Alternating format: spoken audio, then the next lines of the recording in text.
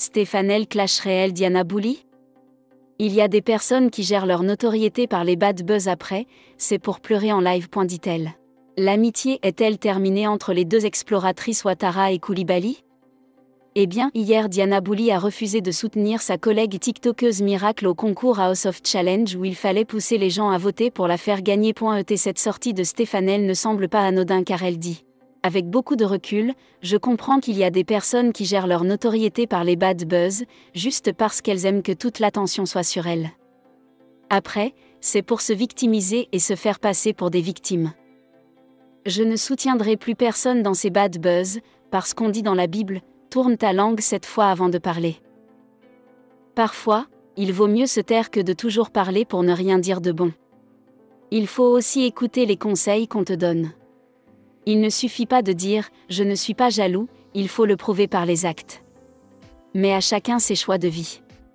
Les éternelles victimes. Après, c'est pour pleurer en live. Si tu cherches, tu trouves.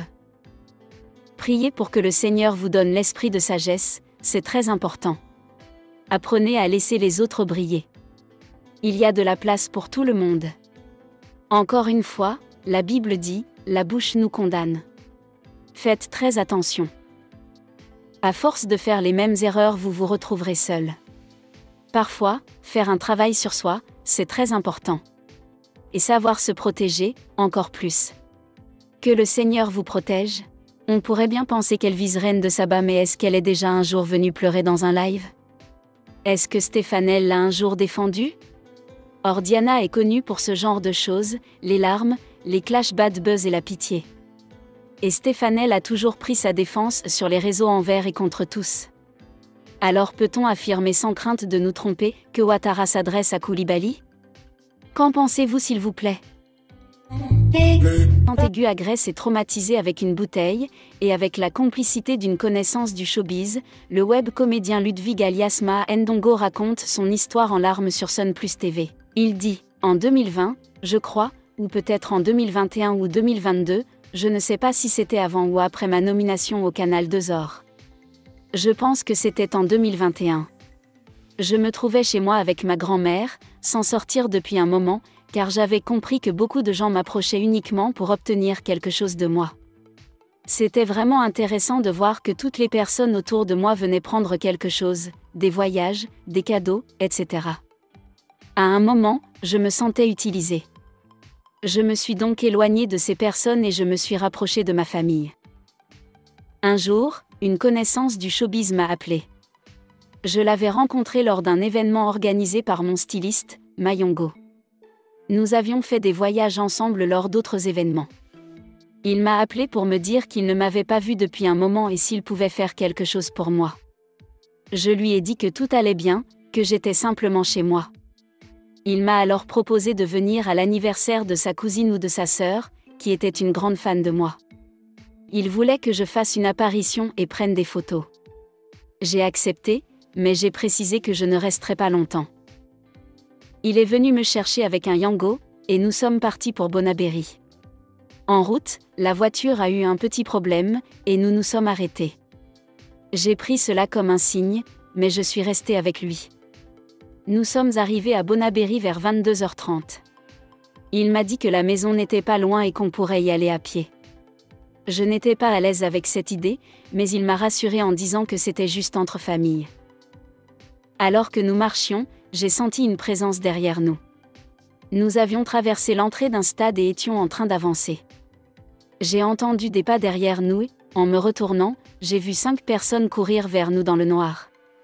J'ai eu une mauvaise impression et j'ai enlevé ma bandoulière pour la jeter. Ma connaissance l'a récupérée et s'est mise à courir. Il a pris la bandoulière et est parti vers la sortie, où d'autres personnes l'attendaient. Lorsqu'il a couru, les 5 autres personnes sont venues vers moi. Je n'ai pas pu ouvrir les yeux. Quand je les ai ouverts, j'ai vu des mains et des pieds partout, et les hommes ont commencé à me déshabiller complètement. Je ne savais pas où j'étais ni ce qui m'arrivait. Ils m'ont pris tous mes bijoux et m'ont emmené vers un ravin. Ils ont fouillé mon sac, pris mon téléphone et m'ont demandé de retirer le mot de passe. Je ne me souvenais plus du mot de passe dans la panique. Ils m'ont demandé combien j'avais dans mon compte Orange Money. J'avais un iPhone 12 et environ 25 000 francs. Ils m'ont demandé qui d'autre pouvait m'envoyer de l'argent. J'ai pensé à ma mère, parce que si on l'appelait, ça devrait l'alerter parce que je ne lui demande plus de l'argent. Ma connaissance a dit que ce n'était pas nécessaire. Un des agresseurs sortait avec un grand couteau. Dès que je l'ai vu, j'ai baissé la tête pour ne pas voir son visage. Ils m'ont demandé si je suis double SIM, j'ai dit non, je ne suis pas double SIM.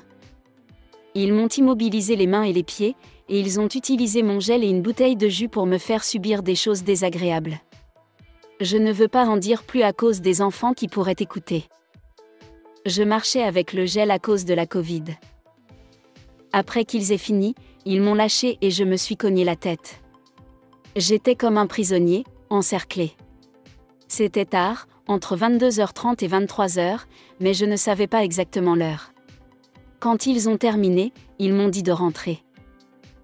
Je me suis retrouvée nue et choquée, mais je savais que je ne serais pas tuée. J'ai continué à marcher et j'ai trouvé un gardien devant une microfinance à Bonaberry. Je lui ai demandé de l'aide et il m'a donné des vêtements. Je suis rentrée chez moi et j'ai déposé plainte. Lorsque la police est allée chercher chez ma connaissance, il était en fuite, mais on a parlé à ses parents. Ma psychologue m'a dit que je dois être capable de raconter cette histoire sans pleurer. Ça fait 3 ans que je vis dans ça, je suis désolée de pleurer. Cercle des stars du 237. PS, beaucoup de courage à lui, le monde est mauvais.